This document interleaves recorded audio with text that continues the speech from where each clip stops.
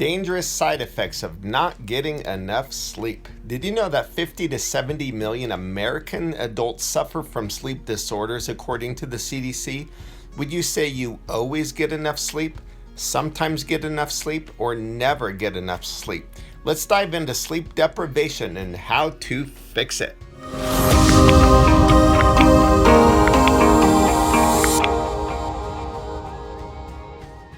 Number one, it causes psychological fatigue.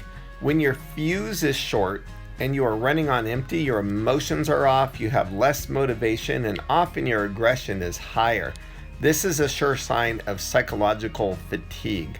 Number two, sleep deprivation weakens your immune system. D. Walker Balachandran, MD, director of the Sleep Center at the University of Texas, MD Anderson Cancer Center in Houston, said, "A lot of studies show our T cells go down if we are sleep deprived, and inflammation cytokines go up.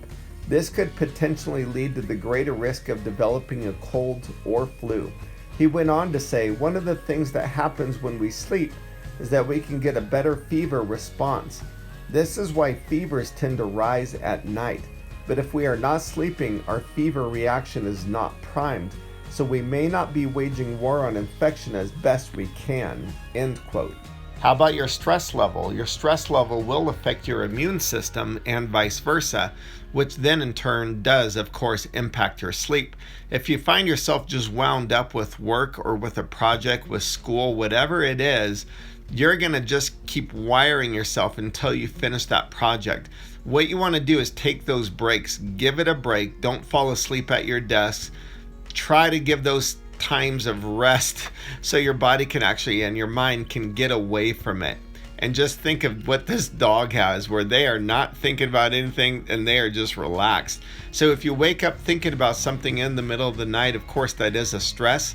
What you want to do is start repeating the word sleep and just relax your body into it. Work on a breathing. Even any type of sleep aid that you can use in that area will definitely help. Number three, sleep deprivation can decrease your longevity. A review of research published in the journal Sleep found an average of a 12% higher risk of dying among short sleepers. Balachandran had said, "Studies show that people who get about 7 hours of sleep a night have the best survival. And if we get less than 6 hours of sleep a night, our mortality seems to increase." End quote. So what can help? Number one, going to bed and waking up as close to the same time each day and night as you can. Number two, put screens away, especially cell phones. The Sleep Foundation says studies have shown these devices can interfere with sleep by suppressing the production of melatonin. This leads to neurophysiological arousals that increase feelings of alertness when you should be winding down instead. The Sleep Foundation says blue light has been shown to reduce or delay the natural production of melatonin in the evening and decrease feelings of sleepiness. Blue light can also reduce the amount of time you spend in slow wave and REM sleep, two stages of the sleep cycle that are vital for cognitive functioning. In addition to causing sleep problems, blue light can also cause retina damage. Unlike blue light, red, yellow, and orange light have little to no effect on circadian rhythm. Dim the light with one of these colors is considered optimal for nighttime reading. Use nighttime mode. Many cell phones, tablets, and other portable electronic devices are equipped with a nighttime mode that is easier on the eyes before bed. Another thing they said is to decrease your daytime and nighttime electronic use.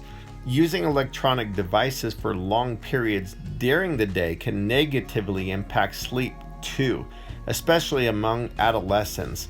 Common effects include shorter sleep duration and more sleep deficiency. Number three, your gut health. The human microbiome is made up of trillions of these tiny microbes, and the gut microbiome is often called our second brain. The gut is home to the nervous system, which is in constant communication with the brain and the central nervous system. This helps to regulate mood and stress, among other things. Sleep-friendly eating habits is one of the best ways to keep your circadian clock functioning optimally. European scientists found that after only 2 nights of partial sleep deprivation, participants showed a significant drop in beneficial bacteria. Think of it this way: if your stomach is upset, it will wake you up. So in conclusion, a lack of sleep can affect your thinking, your mood, your immune system, and has even been linked to an earlier death.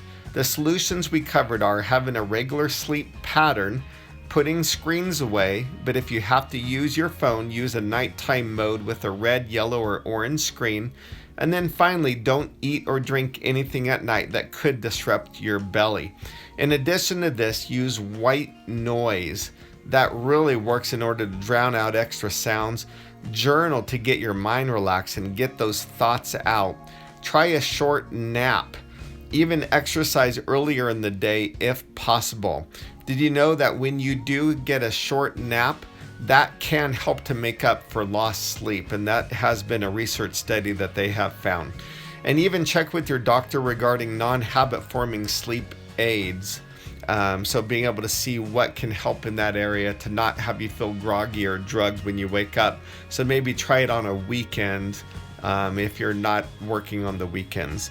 If you have not subscribed to my channel, please click subscribe and then click the bell icon and all for receiving weekly inspiration.